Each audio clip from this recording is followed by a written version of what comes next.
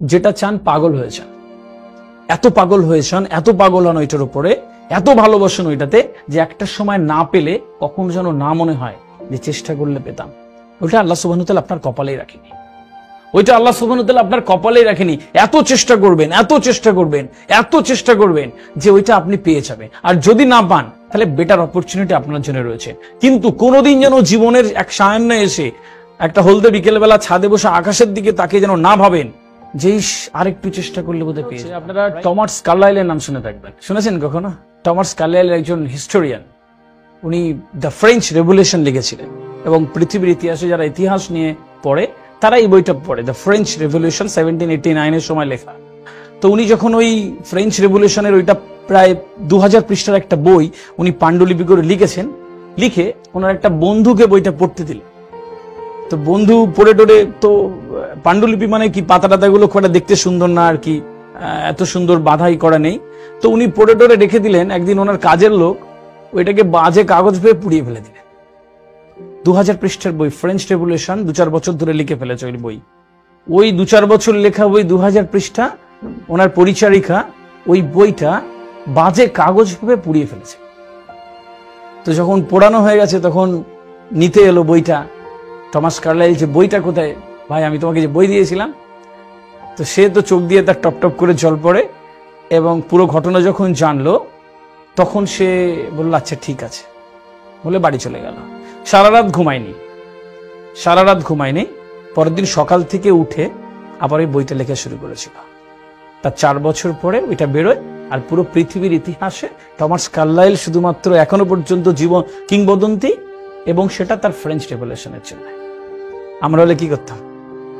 মোটামুটি শেষ, তাই না? আমরা হলে মোটামুটি শেষ, ওই শেষ, আমার তো আর কিছু নাই, আমার তো সব শেষ, রাইট? এইটা হচ্ছে বিষয়, এইটা হচ্ছে ডিফারেন্স বিটুইন ওই রকম মানুষ আর আমরা, রাইট? আমি একটা খুব আনঅফিশিয়াল কথা বলি, সবাইয়ের জন্য বলি, যেটা চান পাগল হয়ে যান, এত পাগল হয়ে যান, এত পাগল হন ওইটার উপরে, এত ভালোবাসেন ওইটাতে যে একটা সময় না পেলে কখনো যেন না মনে হয় যে চেষ্টা করলে পেতাম। ওইটা আল্লাহ সুবহানাহু ওয়া তাআলা আপনার কপালেই রাখেনি, ওইটা আল্লাহ সুবহানাহু ওয়া তাআলা আপনার কপালেই রাখেনি। এত চেষ্টা করবেন, এত চেষ্টা করবেন, এত চেষ্টা করবেন যে ওইটা আপনি পেয়ে যাবেন। আর যদি না পান তাহলে বেটার অপরচুনিটি আপনার জন্য রয়েছে। কিন্তু কোনোদিন যেন জীবনের এক সায়ান্নে এসে একটা হলদে বিকেলবেলা ছাদে বসে আকাশের দিকে তাকে যেন না ভাবেন যে আরেকটু চেষ্টা করলে বোধহয় পেয়ে যেতাম, রাইট? বিসিএস, ইউপিএসসি, স্কুলের টিচার নিয়োগ, অনেক হতাশ হয়। আমি অনেক জায়গাতে যাই, স্যার নিয়োগ তো নাই। সিস্টেম যখন আছে নিয়োগ হবে, 1 বছর পরে হবে না, 2 বছর হবে, 2 বছর হবে না, 3 বছর হবে, কিন্তু যখন নিয়োগ হবে আপনার জন্য একটা সিট রাখা রয়েছে, বাকিরা তারপরের জন্য কম্পিট করছেন। এরকম পাগল হতে হবে নিজের জন্য, এরকম পাগল মানুষগুলো জীবনে সাকসেসফুল হয়, রাইট? তো আমাকে বুঝতে হবে, টমাস আলভা এডিসন তো জাতীয় সঙ্গীত হয়ে গেছে তার কথা, 1000 বার ফেল করেছে একটা বাল্ব আবিষ্কার করতে গিয়ে। তারপরে যদি ভাবতো যে না থাকবে, হতো কি আজকে এত সুন্দর একটা জীবন? অন্য অনেক পরে করতো।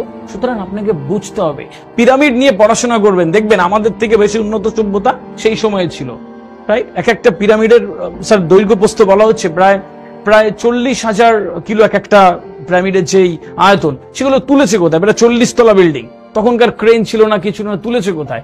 কিছু ছিল, কেউ না কেউ সেইগুলো আবিষ্কার করেছে এবং সেই সভ্যতা সবচেয়ে দারুণ সভ্যতা ছিল। আমাদের তা ওখানে গিয়ে কেউ ওটার জন্য কাজ করেছে, ব্যর্থ হয়েছে কিন্তু হেরে আসেনি। মিস্টার আরিফ, আমি আপনাকেও বলবো যে পাগল হয়ে যাবেন, এটা আপনার মোটিভেশন, রাইট? এত পাগল হয়ে যাবেন কি আপনার জন্য আল্লাহ সুবহানাহু ওয়া তাআলা যে আলটিমেট ডেস্টিনেশন রেখেছে ওইটা না পাওয়া অবধি আপনি ছাড়বেন না। এমন সময় ছাড়বেন যে আর হচ্ছে না, বয়স পেরিয়ে গেল, পরীক্ষা দিতে পারবেন না, দেখবেন সেখান থেকে আপনার নতুন যাত্রা শুরু হচ্ছে এবং এইটুকু আফসোস হবে না যে আরেকটু চেষ্টা করলে পেরে যেতাম। আমি বিশ্বাস করি এখানে যারা বসে রয়েছেন আপনারা প্রত্যেকেই এক একটা যোদ্ধা, এবং আপনারা আপনাদের জীবনের যেই সমস্ত সংগ্রামের সাথে যুদ্ধ করে যাচ্ছেন, আপনার জীবন অন্য কেউ এসে যদি বেঁচে দেখতো তাহলে সে বুঝতে পারতো কত কঠিন। এটা আমি বুঝি। আপনাদের কষ্ট, যন্ত্রণা, হাহাকার গুলো আমি জানি। 8 ঘন্টা আপনার সাথে কথা বলবো, আপনি হাউ হাউ করে কাঁদবেন, জানেন? আপনার কথা বলার লোক নাই, আপনার শোনার লোক নেই, আপনি আপনার কান্নার সময় দলা পাখায় আপনার গলাতে, এটা কেউ বোঝে না। আপনি যেভাবে জীবনকে যাপন করেন ওটা আর কেউ বুঝতে পারবে না, এটা সত্যি। আর কেউ বোঝে না, বোঝবার চেষ্টাও করবে না। সবাই সিম্প্যাথি দেয়, এমপ্যাথি দেওয়ার মানুষ খুব কম। সুতরাং নিজের ভালো বন্ধু হন, নিজেকে মোটিভেট করুন। পাগল হয়ে যাবো আমি আমার আব্বাকে ভালো রেখেছো, পাগল হব, এত ভালো হব, আমি আমার মাকে সবচেয়ে সেরা মানুষ হিসেবে তৈরি করে রেখে যাবো। বিরাট একটা বড় মঞ্চে যখন নকি সাহেব আবার সংবর্ধনার মঞ্চ তৈরি করবেন, আপনার বাবা মা ওখানে বসে আপনাকে ফুল হাতে দেখবে, বিরাট বড় অফিসার হয়ে গেলেন। এই স্বপ্নে প্রতিদিন বাঁচুন। 1 বছরে হবে না, 2 বছরে হবে না।